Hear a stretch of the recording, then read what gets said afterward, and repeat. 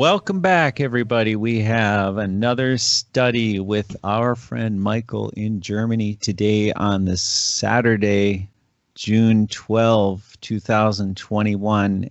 Our time seems to be flying right along. We're almost smack dab in the center of the year, Michael.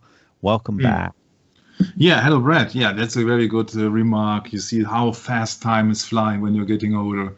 My. In my younger age, I could not wait to become 15 or 16 or, of course, 18, 3 by 6. 666, it's no coincidence that you are adult, called an adult when you approach 18. In former times it was 21, so it was 3 times 7, now it's 3 times 6, so everybody changes for the worse. And yeah, it's now I think it's the 9th session, and last session we introduced the website Answers in Genesis from for me, unknown guy called Ken Ham. I don't know if he's a futurist or what he is, but actually he's got a very interesting website which compares biblical claims and biblical writings, biblical quotes with the so-called science here. And that is absolutely our subject here. Now we are going into the first civilizations of the earth. If somebody is wondering why does that crazy guy from Germany doesn't not in chronological order, and he tells us if this world is shaped like this or shaped like that, then it will come much later, because we are going into the biblical contents here. And in the Bible it's been stated the creation of the world, the creation of mankind, and then the falling of mankind, and then the think with the Tower of Babel and all these civilizations and the first cities of the earth. And that's why I'm stuck with the biblical creationism and the biblical teachings and the biblical books. And that's why I do not care at this moment of any worldly facts out there, which are only being there to distract people from the truth of the Bible. So science is the new religion. You see, the question mark has not been indicated there. There is a question mark missing, or is it? Is it really missing? So this would be a statement here. Yeah, science is the new religion. And this is not entirely true also, but maybe we can solve it in this very episode. A few sessions before, I told you that Uruk was the first civilization on Earth. This is what we know so far. But Wikipedia does not know much more than us. And Wikipedia tells us, oh, no. It was not Uruk, it was Ubaid period. From Wikipedia, the free encyclopedia, which means that it's free. And my mother used to tell me, oh, you see that things who are free in this world, they do not stand the test of quality. It has not. Oh, you mean it could have to do with free propaganda? Yeah, something like that. Yeah, interesting enough. Yeah, we just put it out there, and you think what you want. Yeah, interesting enough is if we quote the Bible, then we are about we have finished more than 6,000 years up to now, okay? I'm not speaking only of Mr. Usher, who has claimed that the earth has started about 4004 before Christ, which means, according to his calculation model, we would be in total year number 6025. Yeah, you can follow me, huh? 4004 plus 2021 makes 6025. Okay, so as it is very convenient now, I can 4004 before Christ plus 2021 after Christ makes 6021. Okay, this website tells us that 6,000 before Christ, so it is far more older than many people have calculated that, according to the quotes in Genesis and the quotes in the entire Bible, the earth can be. There was a kind of period which is called the Ubaid Culture. Interesting enough, it is in the same geological range in Mesopotamia. It would be the modern Iraq. Yeah, so yes, there where the wars started. No, if you don't know where Iraq is, then think of Saddam Hussein, think of Madeleine Albright, all these people. So now we see that it's far more older than anything else, according to Wikipedia, the free encyclopedia. Okay, and this is followed by the Uruk period. So they had to come up with something, I guess. So Wikipedia tells us that this period is a prehistoric period. What is prehistoric? Interesting, huh? A prehistoric period of the, if you take a closer look at it, it absolutely stands no proof. A prehistoric means before history was written. So this is a claim. This is just a claim. What is prehistoric? It is a connected word of pre, which means for, and history means a story being told. So before a story is being told, there should be an Ubaid period. So this is like fairy tale. A prehistoric means there are no records. This is my understanding, okay? This is interesting, huh? History of research. The term Ubaid period was coined as a conference in Baghdad in 1930, where at the same times the Jemnat Nasr and Uruk periods were defined. So people have agreed, or scientists, or archaeologists, or who else, or politicians, or who else, have agreed on, okay, we agree this could be the truth. And they just made up a prehistoric period of Mesopotamia. Isn't it interesting? You see, it absolutely bears no proof. It's a prehistoric period. Yeah, this is just imagination. But yeah, they have said, oh, we agreed in 1930 that okay, let's call it this. Yeah, there are no history records, but it is a prehistoric period, just for the fun of it. Because it does not care if you actually believe that the Earth is 6.5 billion years old. Then what does it matter if, sorry, life on this Earth has been started at 4,000 before Christ or 6,000 before Christ? If you think in billions of years, just 2,000 years more or less, Brad, huh? Mm-hmm. But interesting, prehistoric, I think, wow, great. And you see that with that in mind here, you can do anything. You can insert here Atlantis. You can insert here everything you want. Everything you want. Dinosaurs, Jurassic Park, what else? A prehistoric period. Yeah. So there are periods in southern Mesopotamia generally dated from 3,100 to 2,900 before Christ. You see, before the flood. Because the flood had arrived or was being introduced or just came in 2,350 before Christ. So this is before the flood. Yeah? 3,100. And the Uruk period is 4,000 to 3,100 before Christ, which means this was absolutely back up the Asher Lightfoot calendar, which claims that the beginning of creation was 4,004 before Christ. Everything else is purely speculation, imagination, or what else you would like to name that.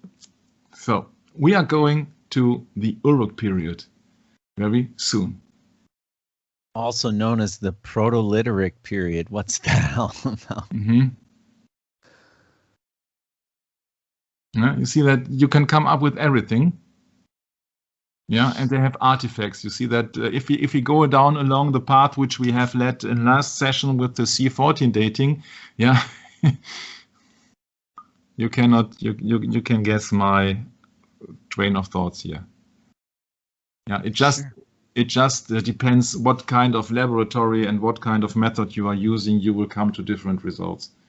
And nobody knows what the atmosphere was before the flood. This is well before the flood. You see, the flood was, flood came 2340 before Christ. So these things were before the flood. So this item must have experienced the flood. Okay? It's well made then, huh? If it survived the flood, it's very well made. Okay. So if you believe that rumor, then I can't help it. Because you see that if we are into science, then science has to deliver proof. And the first proof of civilization actually was Uruk. And there's an interesting video from Even at the Doors. It's called Ur of the Chaldeans. And the first introduction of that video means accurate history requires access to all documents.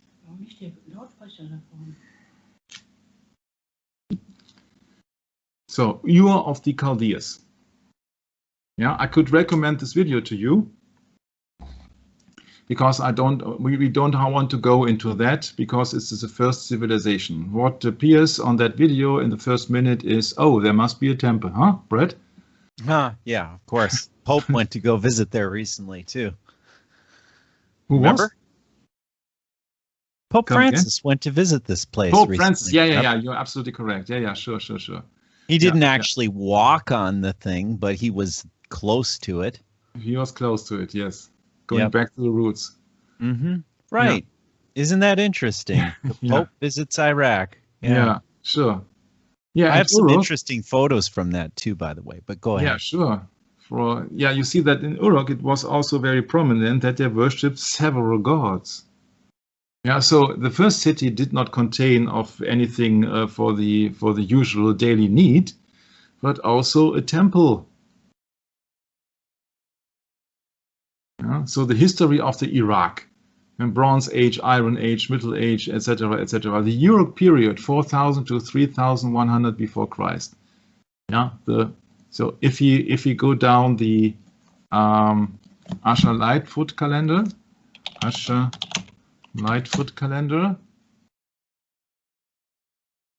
yeah, I have to look it up in English. Mm-hmm. Yeah, it's the history of the world formulated in a literal reading of the Old Testament by James Ussher, the Archbishop of Armagh and Primate of all Ireland.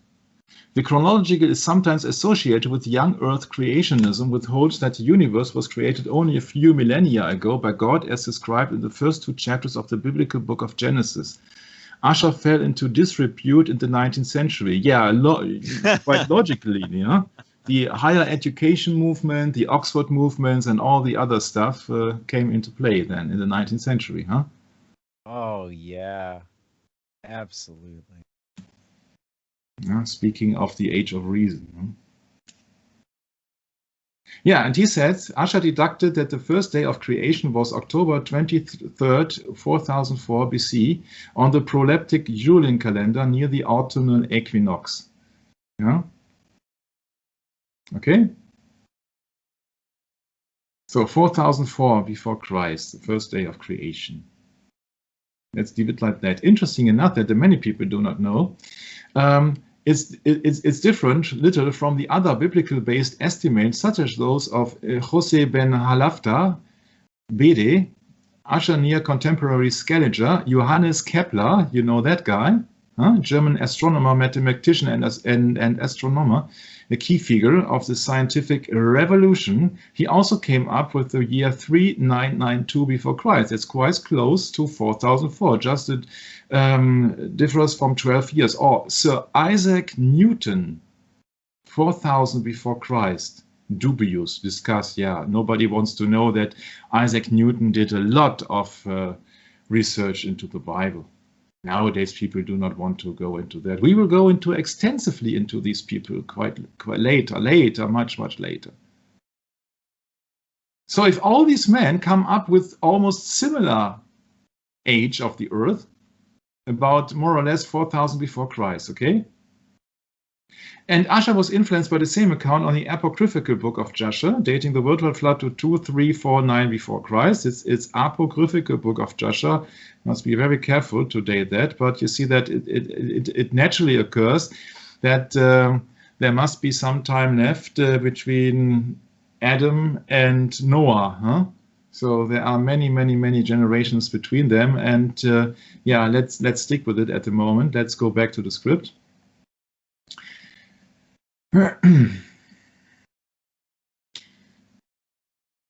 Dating and periodization. Uruk, king priest.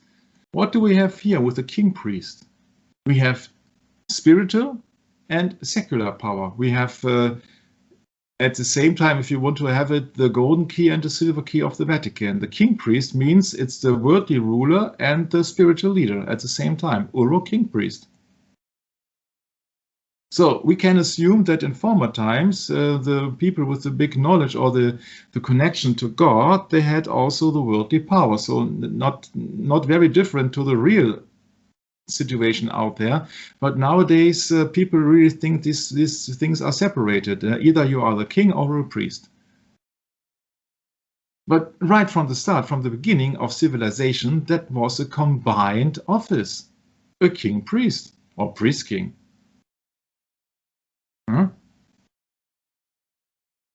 Mesopotamian king as master of animals on the Gebel el-Ara knife, dated approximately 3,300 before Christ. So before the flood.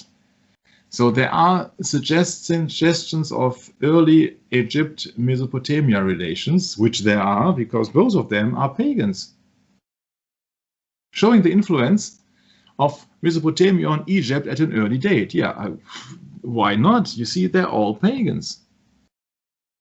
After the Tower of Babel, people were spread into all countries.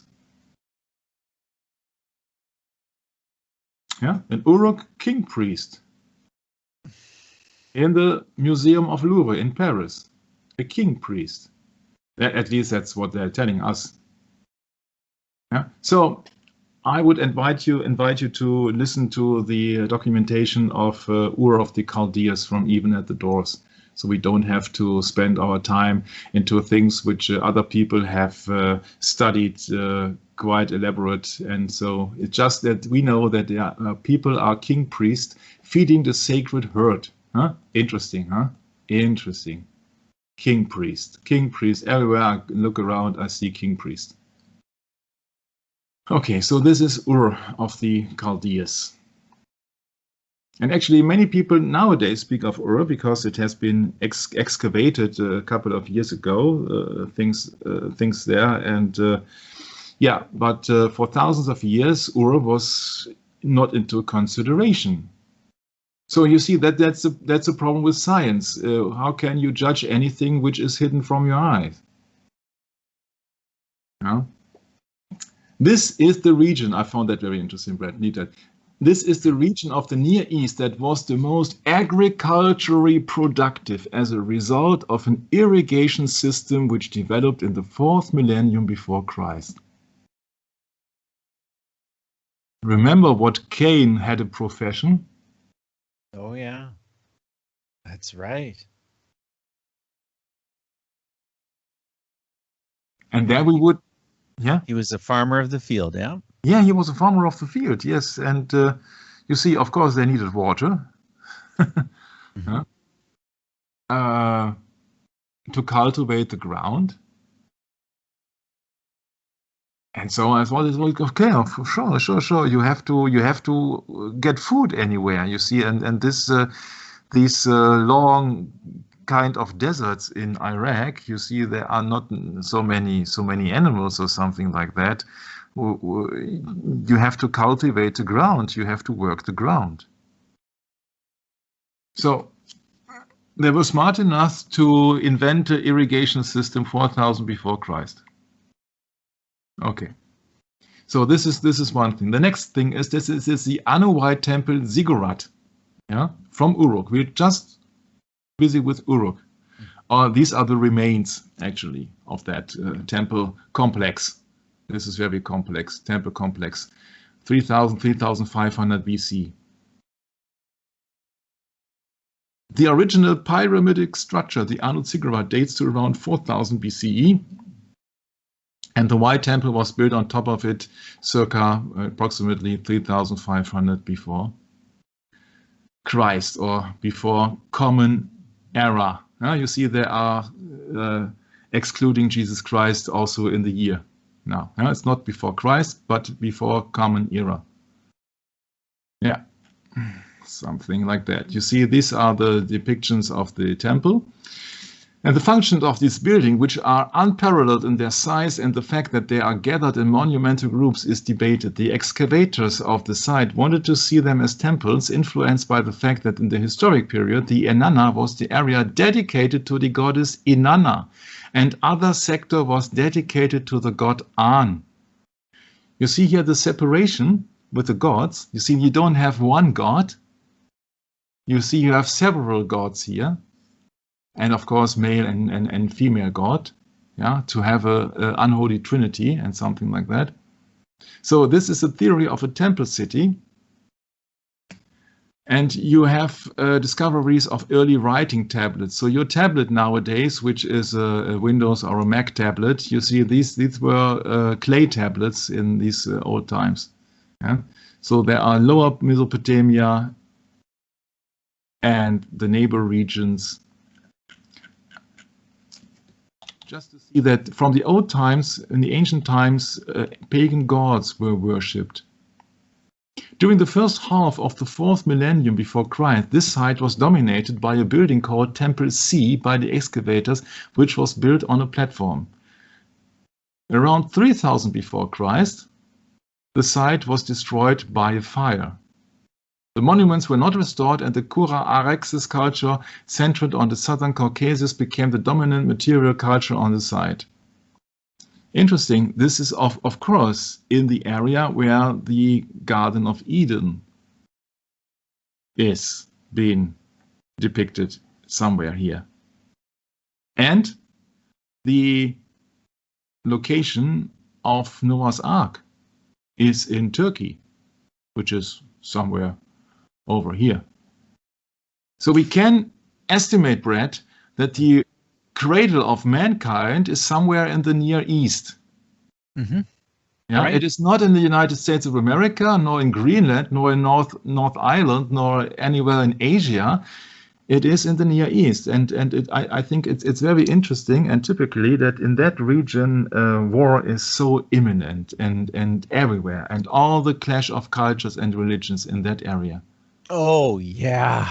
It's interesting you bring that up, because my brother, of all people, moved to Turkey to study what he studies, which is history. Mm-hmm. And he has been married to a Turkish wife. And yeah, it's very intense, very intense. It's a lot of great history in this area. Yes. Yeah, you see that the borders of the states are being drawn so that there should be a tension occurring between the religious groups. You see, they are not the people in that belief system. They occupy that kind of country, and other people of religious beliefs occupy another country. No, they are so mixed up that there are tensions, and I think there are tensions for a reason.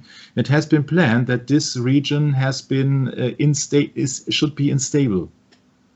Yeah, so that's my clue of it. But you see, the cradle of mankind, the origin of mankind, must be somewhere in that area here. Okay, let's move on. Let's move on. King priest with bow fighting enemies, with horn templed in the center. You see these horns here? We're talking about 3,100 to 3,800 before Christ, or before Common Era. Yeah, you see, this reminds me also of Asian temples who have that curved roof. Yeah, we will come Sure, into that. That makes sense. Yeah. Mm-hmm. Yeah, you see this whole peninsula, Saudi Arabia, you see that everything happens here. Here, about here, I think it's Noah's Ark. You can see my cursor, huh? Can you? Yeah. Mm-hmm. Noah's Ark. Here is the way the Israelites crossed the sea. Yeah. Here is the Mount Zion somewhere.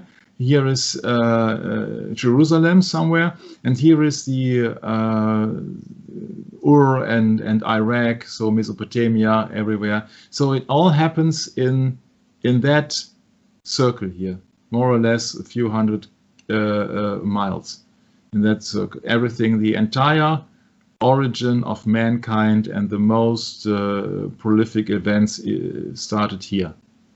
After the flood, yeah. Yeah, sure. Mm-hmm. Yeah. Okay, so before the Common Era, BCE is the era before CE. BCE and CE are alternators to the Dionysian BC and AD before Christ. Yeah, so you see that Christ shall be pushed out of the history books even when mentioning a date. Yeah, so BCE and so this are being used now today. Yeah?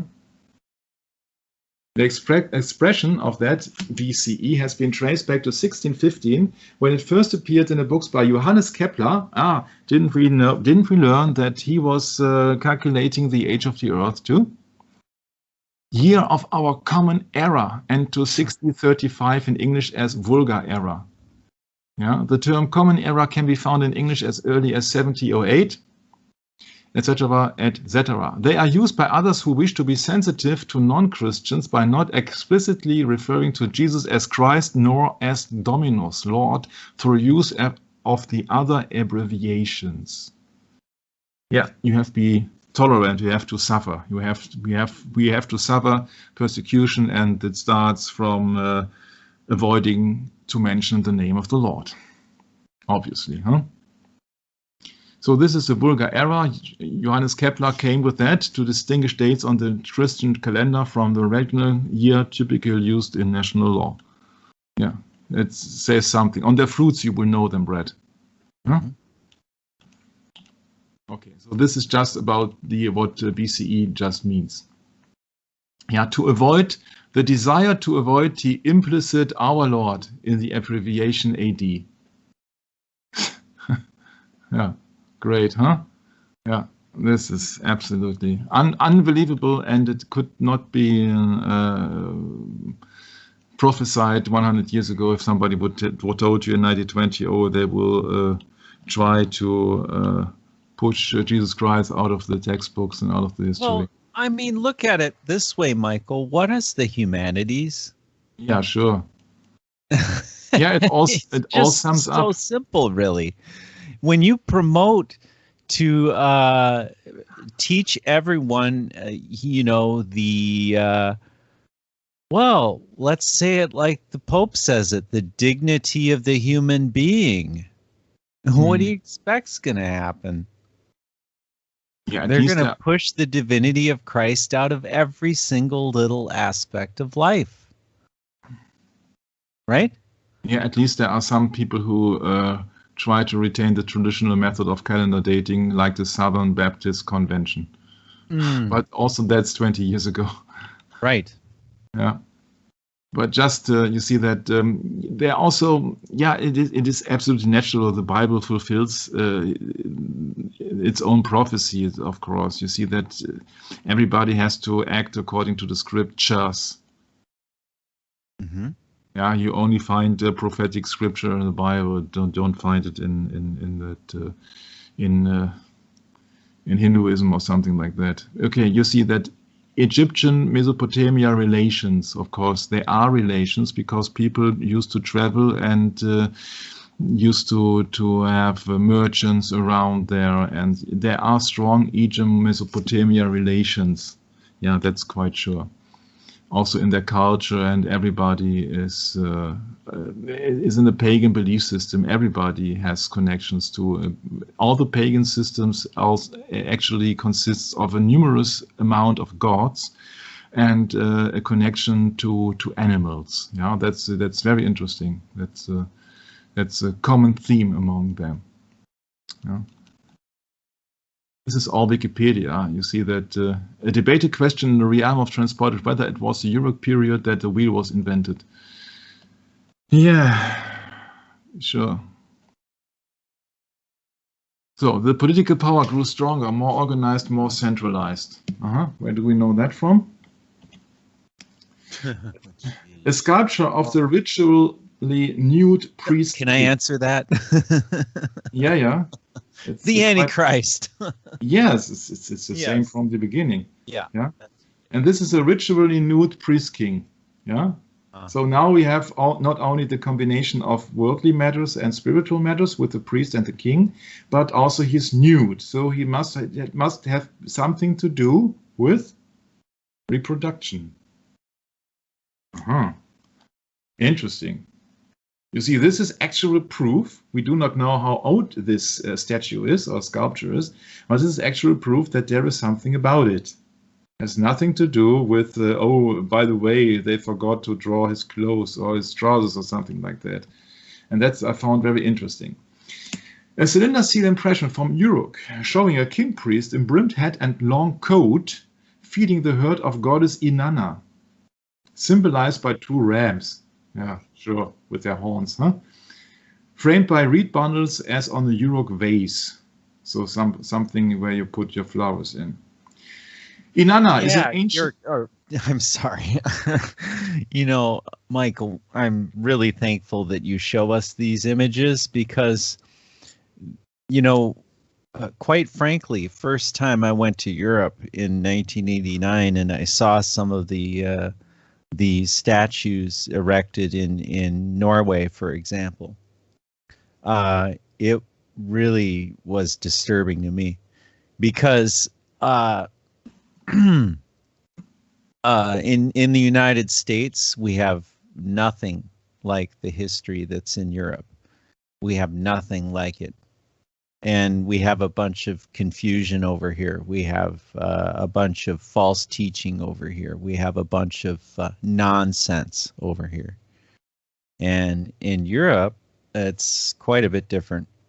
And when you see these images, you can really see the foundation, where this comes from. It's ancient, it's old, and it has everything to do with paganism.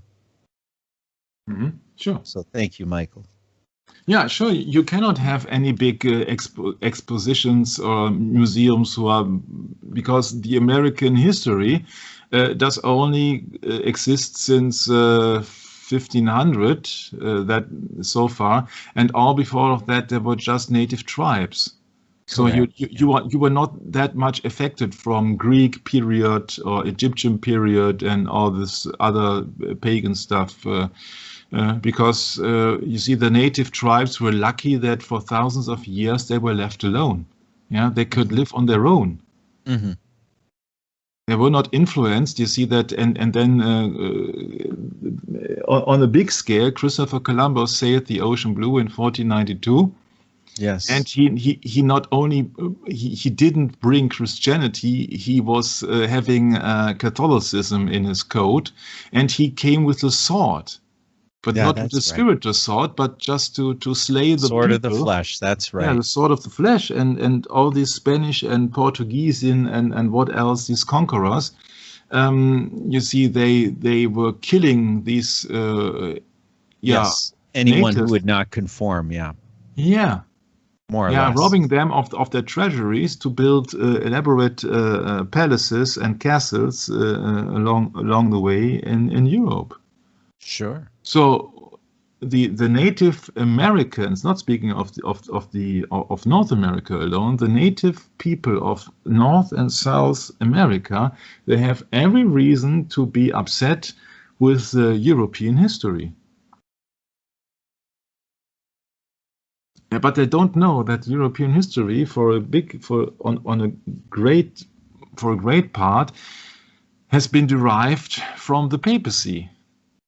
Yeah, that's right, Michael. They do not see. They only see the conquerors. That they do is not see 100% correct. This is really the truth. Yeah, they do only see the conquerors. They do not see the kings and the queens behind that, and they do not see the clerk people in power behind the kings and queens. You see, this is just an act of play. This is an act of a movie, and they don't see the actors. They don't see the producers or the script. It's just now. People go into the cinema or watch a movie or what else, and see the finished product. They don't see the agenda behind it. They don't know who's producing that. Yeah, okay, you see it in the end titles, but you don't know what kind of purpose this movie serves. For example, take the Matrix. Yeah, they are showing you the wrong colors in the Matrix. The story is unbelievable, but the name of the actor speaks volumes. Morpheus, the ruler of the underworld. Okay, yeah, and Neo, which is the new one or the one, and then you were offered the pill. Yeah, if you want to know the truth, you swallow the red pill.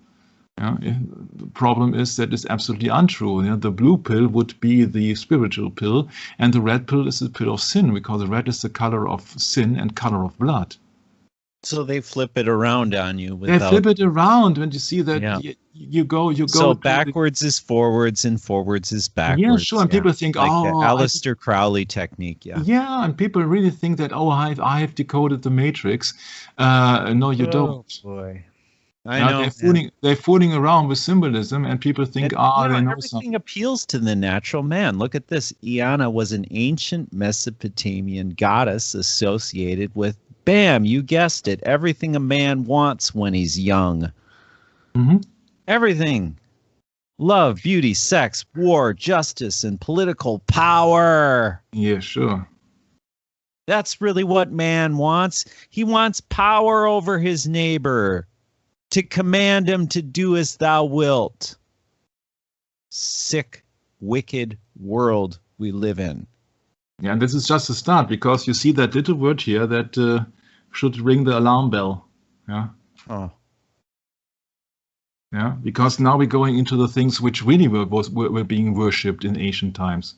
We do it in the next episode, because I would like to stop this episode in 10 or 15 minutes to have a decent amount of time for our next upcoming project. But you see that the point is, you're absolutely correct. But the problem is that this world actually cannot believe in anything spiritual, so they have to be blinded by the light of the so-called enlightenment from Satan, which is nothing new. He blinds you with worldly issues. Yeah? So you can have as much women or men as you want. You want money, fame, fortune, power. And that's what all the rulers of the world would like to have. They would like to have power. That's a good point. Yeah, they only search for power. They only search for power. And power means that you have... they fail to see the responsibility of their power. Yeah, they think they have power, and they get their power from the beast. But this power is destructive. It is not creative. It is destructive. No man can create something. So everything that man can do is not to create something. But problem is that these in ancient times the priests were king priests. So they were the rulers of the city. That's why I came up originally with the idea, is science the new religion? Because in the ancient times it was a combined office. You were the ruler. Yeah. So last week, Michael, I studied this book of Hosea, which has a lot to do with the priests. Mm-hmm. And it even has a modern reference to the latter times, if I'm not mistaken. Somewhere. I read the entire book last weekend by myself, and I found it very interesting. The book of Hosea. Yeah. It was chapter 5, I think. Or what was it? I'm not sure. Oh, the quote is from 4 verse 6, I think. Mm-hmm. But people are destroyed for a lack of knowledge? Yeah. Okay. Yeah, I use that quote quite often, yes. Yeah. Yeah, knowledge means science. And, you know, I would encourage everyone who's listening to really read through the entire book of Hosea and get the full picture of what's meant here. You know, don't just take our word for it. We're all to search the scriptures daily. This is our purpose. This is what makes us into real men, Michael. We stand up and we become responsible for every word we say. Every word, no matter who we're speaking to. Yeah, you see, when it states the Lord accuses Israel, it means that God accuses his chosen people. Sure. And he says to his chosen people, my chosen people are destroyed for a lack of knowledge. Because thou hast rejected knowledge, meaning the knowledge of the gospel, perhaps, I will also reject thee, that thou shalt be no priest to me, seeing that thou hast forgotten the law of thy God. I will also forget thy children.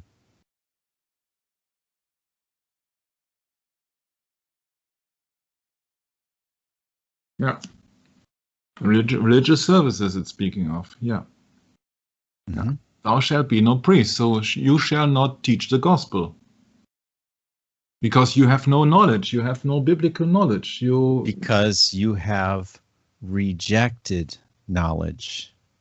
And how did you reject knowledge? Well, let's go back to that little verse in Colossians chapter 2, verse 8. Beware lest any man spoil you.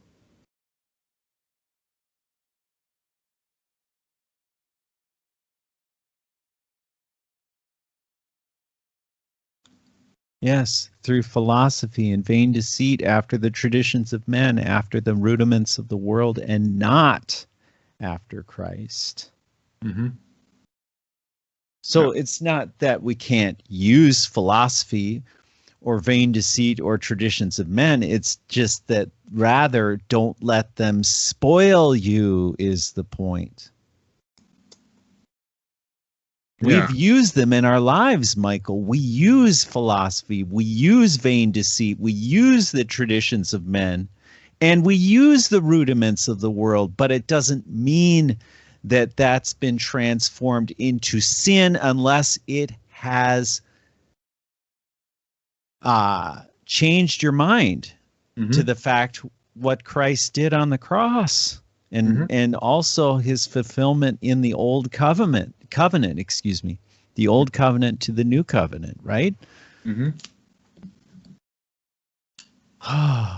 It's a tricky world we live in, and the history is so important, and it's being eradicated right before our very eyes. It's not being taught, it's not being supported, it's being dealt with by the Counter-Reformation. They're concealing it all from us on purpose. It's the humanities, I'm telling you. You don't have to believe me. Do your own research and prove it for yourself. Yeah, and Counter-Reformation also means that they cannot be reformed. Quite logically, because they say that, oh no, we have to replace... And that's why they need the science, Michael. They need the science to back it up.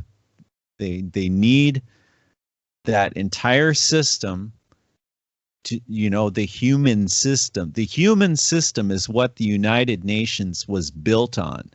This United Nations, its entire agenda is strictly on humanities. It's strictly on eradicating the very foundation that Jesus gave his blood in sacrifice to establish. That's why it's so vitally important for them to eradicate the truth about the 70 weeks of Daniel.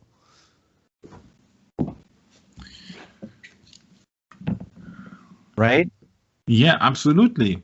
The thing is the king priest. You see that the king is the ruler and the priest. So the ruler is the one who makes the laws, the rules.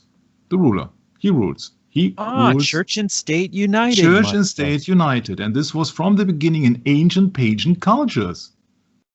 We have found out that the origin or the cradle of mankind was in Mesopotamia.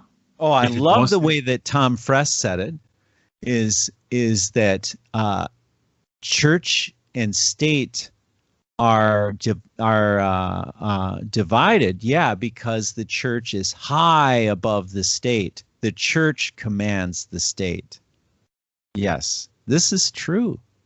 This is how it's always worked, Michael. But they're united, but yet they're taught. We're taught in school that there is separation between church and state. And you know, the way Tom explained it matches perfectly to my research, is that the church is high above because it is the doctrine that runs it all.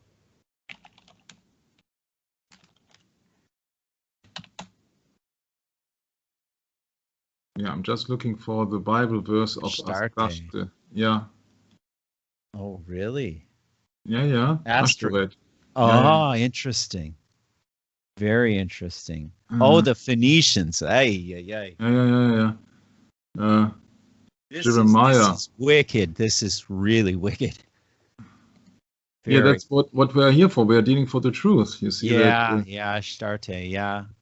Ashtaroth. Okay. Yeah, it's Jeremiah. It must be Jeremiah. And then it was, I think it was in 44 something, if I remember correctly. So look it up here. It was Jeremiah 14:4-17. Let's take a look. Until the Queen of Heaven, yeah, the Queen of Heaven. To mention. Let's look it up in the script. In the script, I said here, it says in the script, she was originally worshipped in Aratta and Sumer under the name Inanna and was later worshipped by the Akkadians, Babylonians, and Assyrians under the name Ishtar. That's where Easter derives from. Alexander Hislop, the two Babylons, as source. She was known as the Queen of Heaven, Mary, and was the patron goddess of the Inanna temple at the city of Uruk, which was her main cult center. So we're speaking about the first civilization of the city of Uruk, and the main cult center, Uruk, worshipped the Queen of Heaven called Ishtar. She was associated with the planet Venus, and her most prominent symbols including the lion and the 8-pointed star.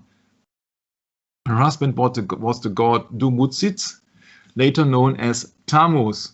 And you know, then you know Tammuz, you see, then you know that it has absolutely the same origin as Semiramis. So it's everything the same, but it has been a different spelling or a different name in any culture. So it is in Uruk, it is Ishtar, in Aratta and Sumer, it's Inanna. Yeah, so but they are basically the same. It's basically the same. And in the Bible, it's been stated in Jeremiah 14:4 that people burned incense unto the Queen of Heaven and poured out drink offerings unto her, as we have done, we and our fathers, our kings and our princes, in the cities of Judah and in the streets of Jerusalem.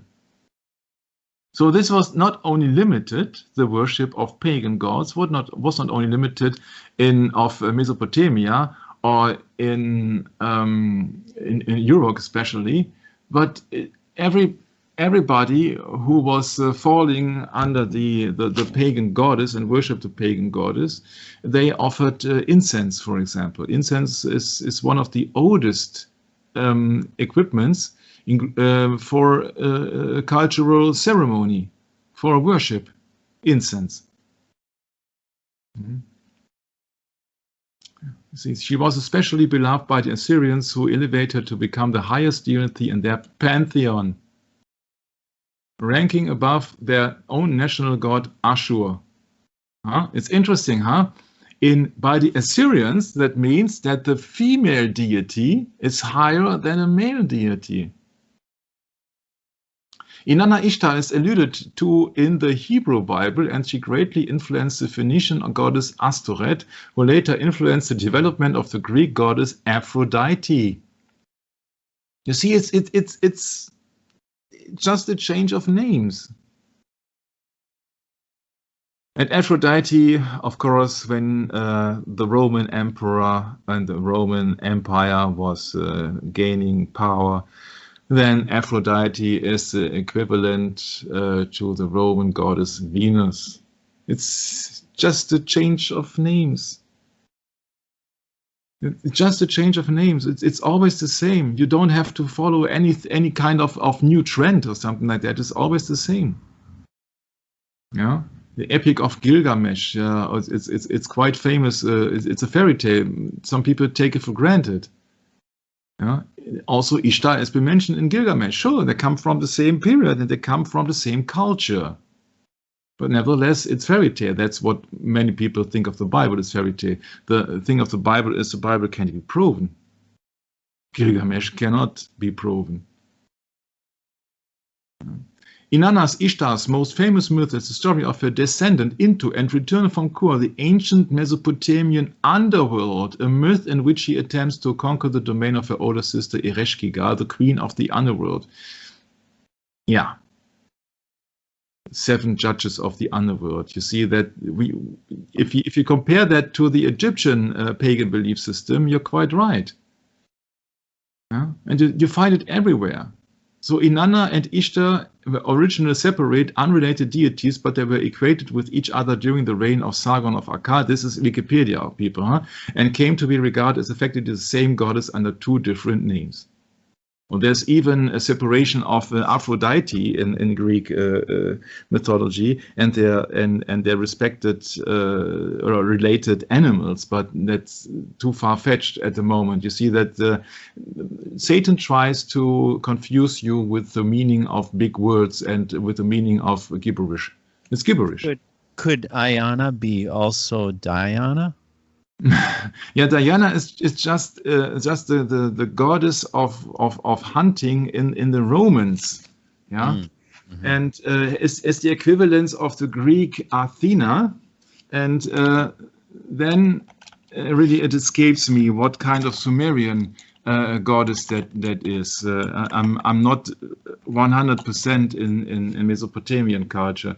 But it is no question that the names are interchangeable. So it is nearly the same as in the Mesopotamian cult.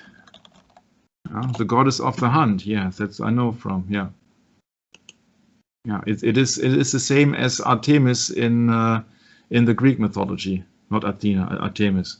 Yeah, sure. The Temple of Artemis used to be one of the former 7 world wonders. And it's also no coincidence that Diana has been portrayed as a statue in the Museum of Louvre. Yeah. Yeah. The name Ishtar occurs as an element in personal names from both the pre-Sargonic and post-Sargonic eras in Akkad, Assyria, and Babylonia. It is of Semitic derivation and is probably etymologically related to the name of the West Semitic god Atta, who is mentioned in later inscriptions from Ugarit and southern Arabia. The morning star, now it gets interesting, huh? The morning star may have been conceived as a male deity who presided over the arts of war, and the evening star may have been conceived as a female deity who presided over the arts of love. Oh. Among the Akkadians, Assyrians, and Babylonians, the name of the male god eventually supplanted the name of his female counterpart, but due to the extensive syncretism with Inanna, the deity remained as female, although the name was in the masculine form. Yeah? You see that you have to take into account that there are certain dialects, I said here as a remaining. But you see, the morning star as a male deity who presided over the arts of war, any kind of resemblance to Isaiah 14:12. Right. I think that's very obvious. And looking upon it, I think we shall close it down, because in the next session will be a episode, because then we will go into that worship of all times. But I think it's very important to know that in the ancient times, kings and priests were having the same profession. So the highest ranking king was the one who was also the priest, or in the Roman sense of way was the emperor, was same time was the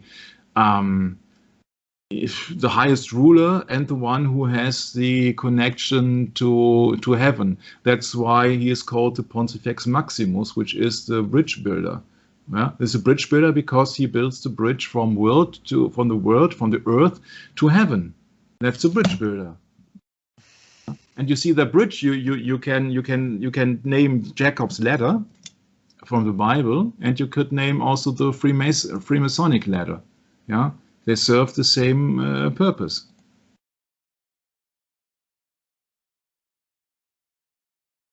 Isaiah, Lucifer, son of the morning. Yeah, and son of the morning is the title of Lucifer. The title of Lucifer, and Lucifer has been named here in the book of Isaiah 14 as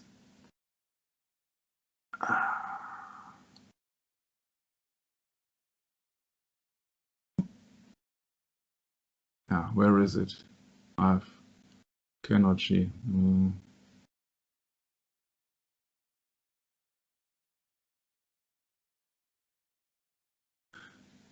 Oh, no. I know where I'm wrong. That was in Ezekiel 28. Aha.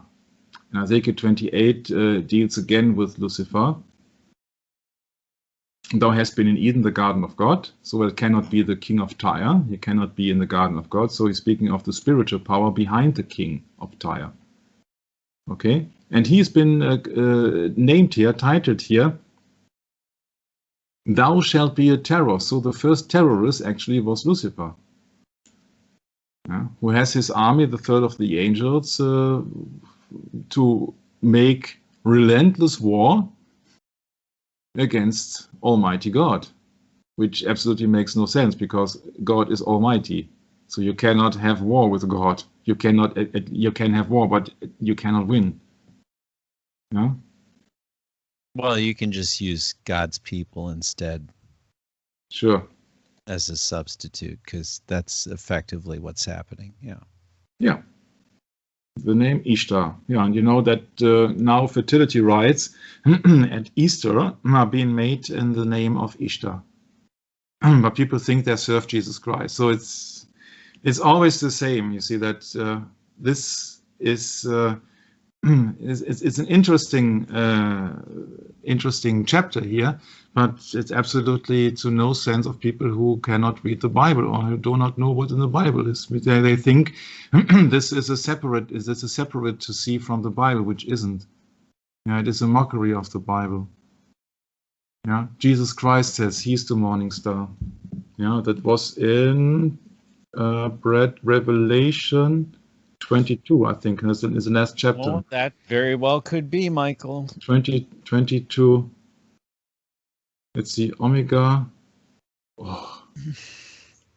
Yeah, that sounds somewhere in there. I can look it up too.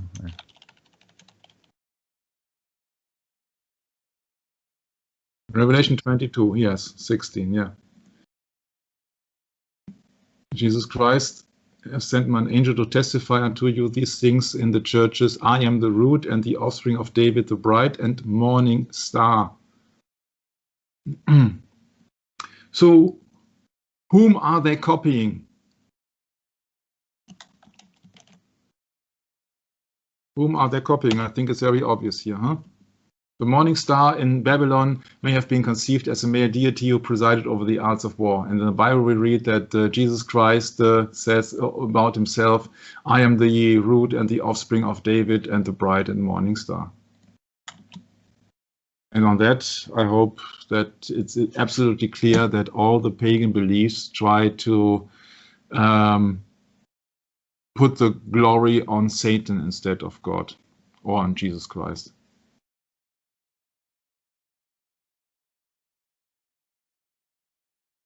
Next time we will go further into the matter of this all worship of the gods and pagan goddess, but at the moment I think we have come down our path that we see that all the revolution against God, who started in heaven by Lucifer, was continued by Cain in the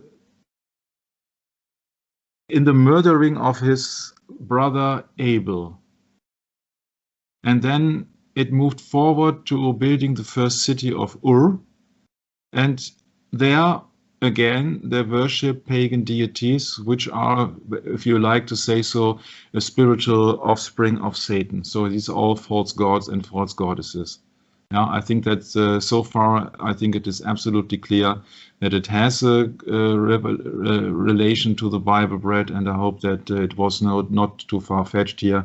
And I think there are coming many practical examples much more later. But on that, I would like to close it down for today. Sounds good, Michael. It's always an interesting and very valuable study to look at the origins of the false doctrine that the world is currently involved in, and reflecting upon the Bible, and that'll set us straight, and we can know for sure and know for certain that this is the way that the world is trying to control those that don't have the gospel.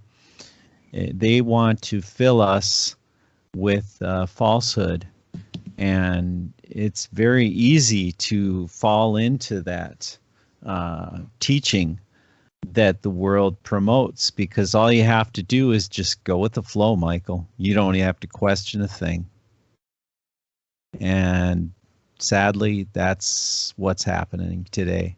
So, yeah, Michael and I are dedicating our time to take a look at the details and show you that it truly is a path to Jesus Christ, and we want to bring the glory back to God, because that's where it belongs. So we'll catch up with you next time, and Maranatha.